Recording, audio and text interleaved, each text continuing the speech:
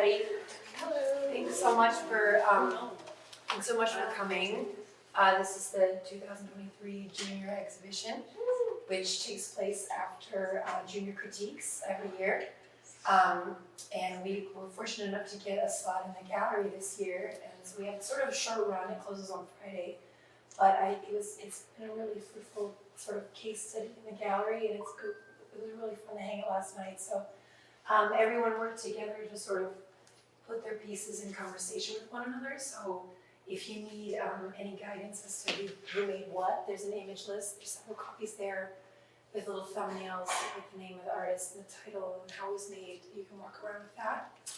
And so enjoy the show. And we have Trinity and Emerson and Pear that are going to talk to you about their work a little bit. Who wants to start? Trinity does.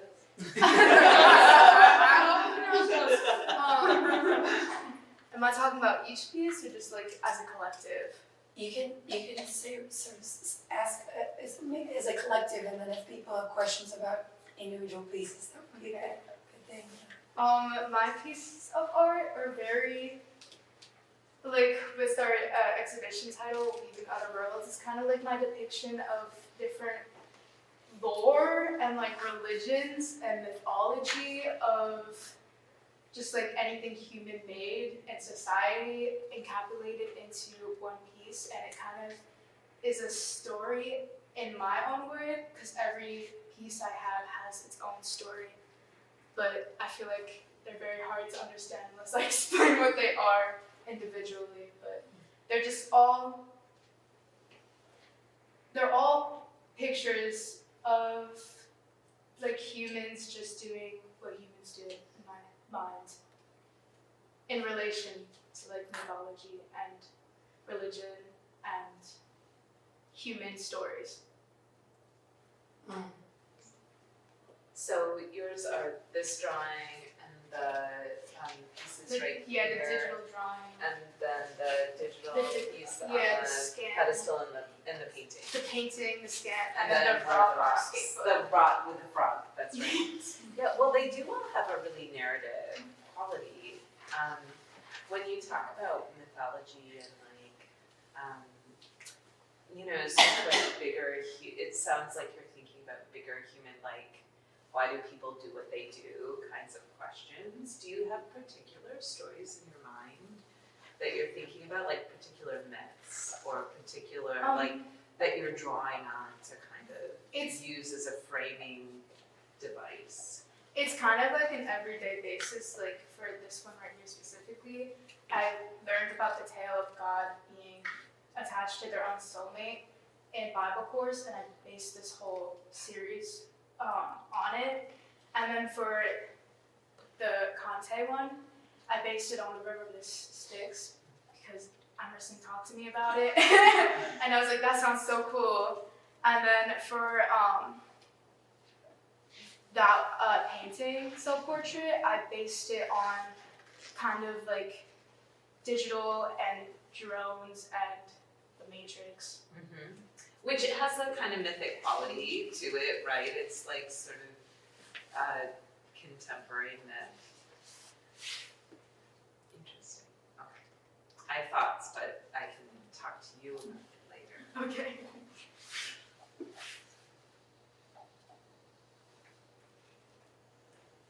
Do you, like when you say that you have a story in mind for each one, and it would take you a long time to explain each one, like when it comes to how the viewer responds to it, do you feel like you're sort of just leaving like a crumb trail for them to like get the mood of it and the feel of it, and then it ultimately connects in the same place anyway, right? Yeah, I think my titles, although they're really long, they kind of clue into what each meaning is.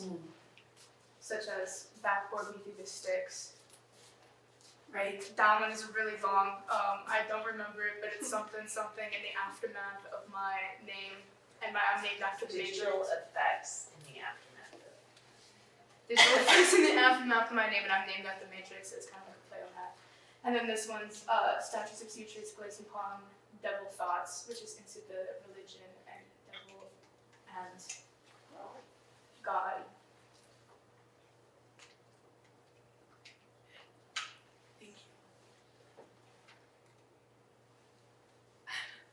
So we can ask more questions if you think of more opportunity afterwards, but maybe Let's keep it moving. let's Thanks take for more. everybody's patience. This is the first time we're doing it. I think we're crushing it. Cheers. Yeah. Yeah. So I'm gonna point to my pieces. Those book covers over on that wall, hung up with little clippies. The self-portrait series right there, in purple, and then the literary desserts, and then Maroc. Maroc, because Tim told us to draw rocks. Sorry. A lot of my work comes from loving other worlds presented in literature and feeling drawn toward them, kind of like putting myself into that world in literature makes me feel comfortable and safe, and there's an idealized beauty in literature that I think you don't get all the time in the real world. So the kind of concept of not utopian society, because that sounds a little almost demonic, but a place more beautiful than where I am presently is what fuels a lot of my art, and that's what I've kind of like tinkered with this semester. So yeah, I'm gonna leave it there, and if you guys have questions, you can always ask. Whose glasses are those? Those are my glasses. Yeah. I don't know if I can position them like that, Oh, but so yeah. So the crack in them is artistic license. Yes. Cool. Yeah, not literal. But kind of like looking at yourself in the mirror and not feeling satisfied with what you're looking at. And it kind of shatters that lens you have on life. Interesting. Yeah. It sounded so moody, but sometimes I get a little moody.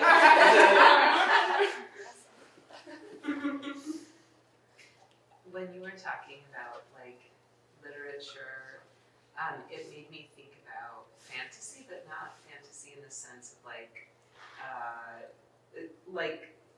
maybe more of Bear's kind of like fantastical world, but just the way that, or fantasizing maybe, or like desire, desire to be elsewhere, desire for elsewhere, I don't know. I think that's interesting, like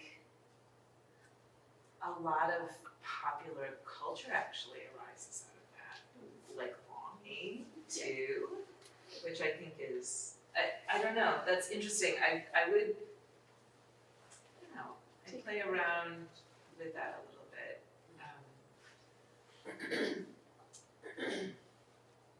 But like, how do you, it's interesting to me because like these three here feel very much like they're sort of confronting something, where the others feel like a little more just like they're losing them, like you're losing yourself in the like pleasure of, I don't know. Those ones I made in December and the rest I made in warmer months. So it could have something to do with that. Could be fire. My Spotify Wrapped for that was yearning. That was the word. But I think there's something interesting about having those things together too, that like one brings about the other too, sometimes. I don't know, like the recognition of like these experiences, they're really human experiences, right? And like the desire to escape are related. I don't know, I think that's interesting to think about. Like that may be a way, like it may be like a little bit of a seesaw or a like tether between things you're making and a way of thinking about it as like one thing. Okay. That's really cool.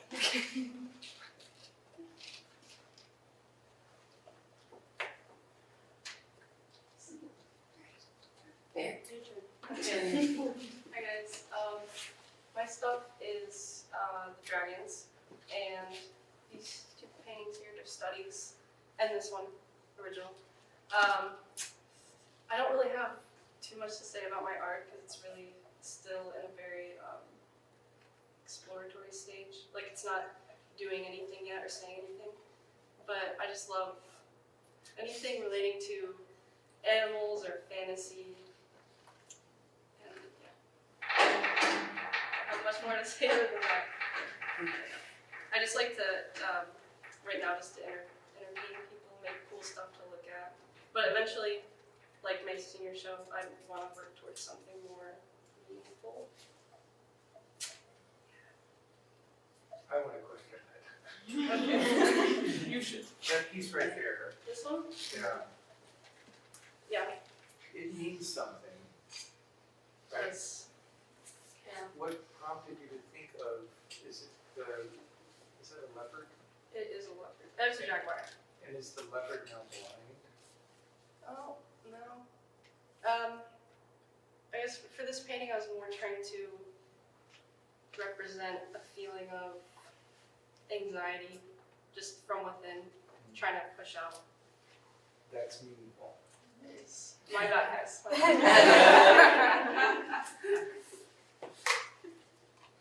Another thing I was thinking about that hadn't struck me, I mean, this is a new piece to me, I hadn't seen it before, this particular dragon and this one, like these two across from each other. And standing outside the gallery looking at that one, it struck me just like how much it made me think of like pillbugs or armadillos or like things that are sort of armored that like can roll up. And then I was just thinking about like your process in coming up with the anatomy of an animal like that. And that's really interesting too. I think it's like you're sort of, what is that, like reverse engineering how a body works for something that isn't a real thing, right? I don't know, like I think there's something to that that's pretty interesting, and there's also something about the way you always leave certain parts like less finished or more finished that feels like it's about that process of like, you know, like, yeah. That's interesting to, I don't know, I think there's something there that feels like it's already there in all of them. It's like, not just like creating a fantastical world, but like creating the intricate detail of like how a certain thing functions, right? Like it makes me think about like J.R.R. Tolkien like creating an elven language that makes sense so that he can use elven words in The Lord of the Rings, and he only uses some of them, but he has a whole structure of the language, right? Like it feels like something akin to that. Like what are the laws of biology, right, that demand certain things from this creature, right? I don't know I'm curious how you think about that when you're constructing something. Yeah, I do try to think realistically. Like, especially with this dragon here, trying to think about how it would exist in the real world. And it's actually, it's like hunting this bird here, because it has these fake berry tendrils it uses to lure in birds, and then it stays still until they eat it, and then they get paralyzed. But like, I'm just really interested in making up something fantasy, but like could be realistic. Yeah. But I think, trying to work towards a world where all these creatures live in, but I don't really know much about that yet. And like what it would be about. Yeah. But that's an interesting problem to give yourself too, right? Like you could think about like what are the limited boundaries that you want, like what part of the world and what's the ecosystem and like what are their survival mechanisms and needs. I don't know.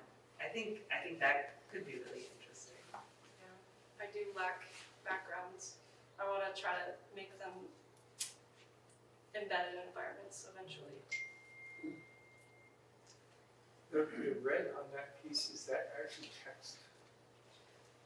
No, it's supposed to be blood, but I wanted like some abstract shapes going through it. Just kind of give it a pop, but I didn't really think about the shapes that much. We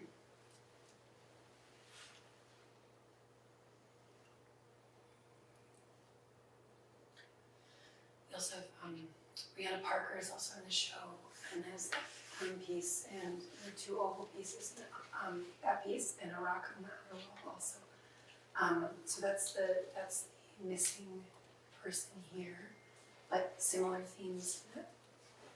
It more of a portrait to personal memory and whimsical childhood experiences.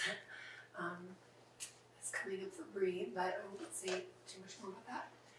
Any more questions for anybody or as a group, especially for the students who are going to take junior seminar next year? Maybe you might have some questions about that too. Or if you're a senior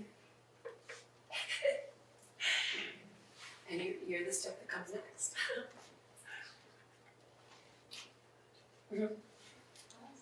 Good. Was all this work from like this past year, or is this like out of all your portfolio? For me personally, everything's from 2023 this semester. I started that last semester, but it's still in progress, and the most recent thing I've added was this semester. For me, the only thing that I made a while back was the literary desserts poster, and the watercolors, but that painting series and the book covers and the rock is all this semester.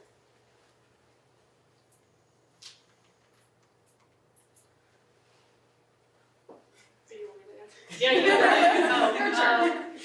My dragons are new, but these paintings were from, Last spring. yes, your painting class last spring. I think that's great. I mean, did some of that come out of like the junior critique experience of like showing? Do you feel like that's sort of naturally happening with your work, where you're most excited about the newest stuff that you're making? I think the techniques I use now are completely different, especially with the progression of how many art classes I'm now taking or have taken. And that's why I like these pieces better than older pieces. I think right now I have more focus on intentionality behind what I'm making instead of just making stuff for fun, which isn't bad. Like, I love making stuff for fun. I could draw flowers all day, y'all. But, and I will. But yeah, having some more purpose behind it, I think is good. It's exciting.